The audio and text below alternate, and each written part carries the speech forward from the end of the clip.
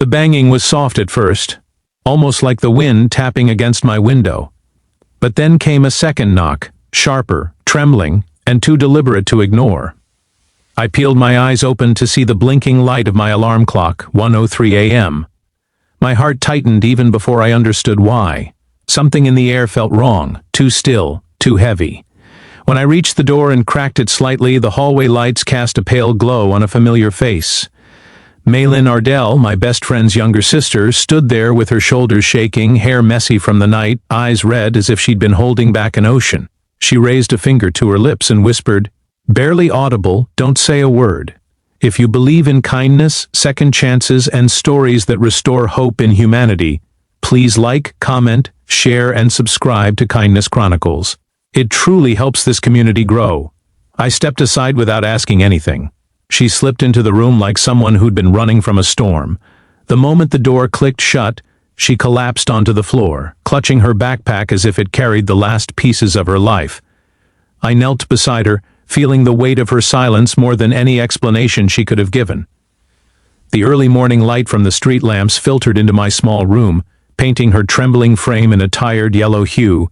It was daytime outside somewhere in the world, but inside this room, time felt frozen. Malin had always been the quiet one, even when I visited their home growing up. Her brother, my closest friend Darren, used to tease her for reading too much or spending hours drawing little landscapes in her notebook. She never fought back, never raised her voice. But tonight, beneath the flickering light, she looked like someone who'd been carrying a mountain no one else had noticed. I didn't push her. I simply sat there, breathing with her, letting the silence settle. After what felt like hours, she lifted her head slightly and whispered that she needed somewhere safe just for a moment. Her voice cracked. Even the smallest words seemed to scrape against something painful inside her.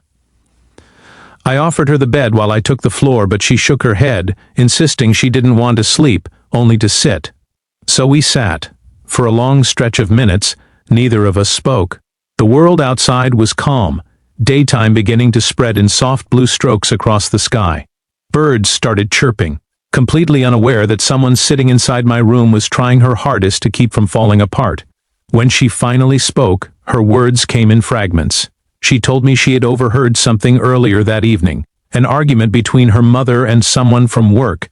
Their family had been struggling quietly for months. Her mother had lost her job unexpectedly, and the bills had been piling slowly but dangerously. Darren didn't know. He'd been away at university, assuming everything back home was normal. Malin had been trying to help by taking on part-time work after school, but things had gotten worse, not better. That night she overheard a conversation that confirmed they were about to lose their home, maybe in less than 2 weeks. The fear in her voice wasn't just about losing a house, it was about losing everything she'd ever known. The walls she had grown up in, the memories of her father who passed away when she was young, the garden her mother planted every spring, it all felt like it was slipping between her fingers, and she was powerless to stop it. I listened, my chest tightening. I had faced my own share of struggles after my father abandoned us years ago, leaving my mother to raise me alone. We hadn't always had stability, but we had learned to survive. Maybe that was why Malin had run to me. Not because I had all the answers, but because she knew I understood fear that sinks deep into the bones. Morning sunlight began to spill across my floor, bright and warm, and in that glow Malin looked so young, so fragile, and yet so brave. She wasn't crying uncontrollably, she wasn't shouting, she was simply trying to breathe through the chaos. There was something painfully mature in the way she carried her sadness. I couldn't let her leave feeling like she had no one. So I made her breakfast, simple scrambled eggs and toast, but she looked at it like it was the first real comfort she'd felt in days. She didn't eat fast. She took small bites, hands still shaking, but she finished everything, and when she did, something in her expression softened. I told her she didn't have to face this alone. Whatever happened, I would be there, just a few doors away, just a friend who cared more than she probably realized. She nodded, but I could tell she still didn't know how things could get better. Over the next few days, I became her quiet anchor. She'd come by after school so her mother could deal with calls and meetings without worrying. We'd walk through the park during the day, talking about small things, Her dream of studying environmental design, the way she loved sketching trees and mountains, the stories she wrote but never showed anyone. Daytime felt kinder to her. Its brightness soothed what nights tended to magnify. There were moments she'd stop mid-sentence and stare off, fear creeping back into her eyes.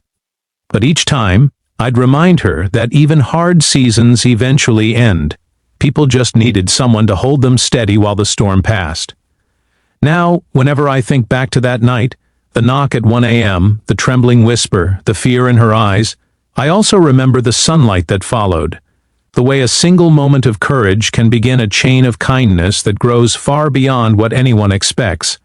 If this story touched your heart in any way, please take a moment to like, comment, share, and subscribe to Kindness Chronicles. Your support truly helps these stories reach someone who might need them today. And before we end, please drop a comment saying kindness lives on to let me know you're here, feeling this story with me.